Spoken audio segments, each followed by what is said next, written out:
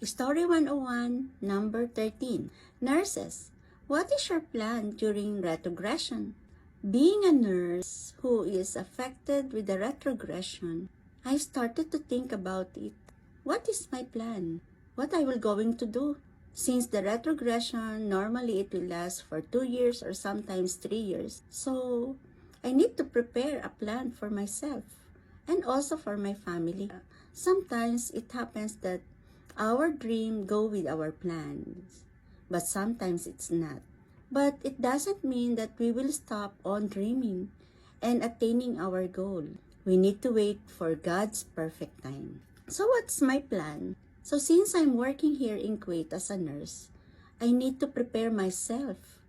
I need to prepare the skills, all the knowledge. I need to prepare myself physically, mentally, and the most important is financially.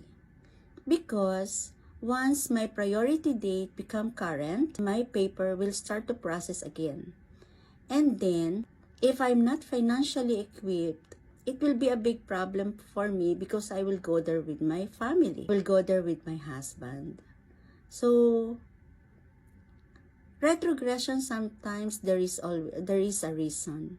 A reason for us to be prepared to face all the challenges of the new career opportunity in the land of opportunity, which is the US of A. So for those nurses, smile. Don't be upset. Be healthy. Because our health is the most important for us to attain our dream. Good morning.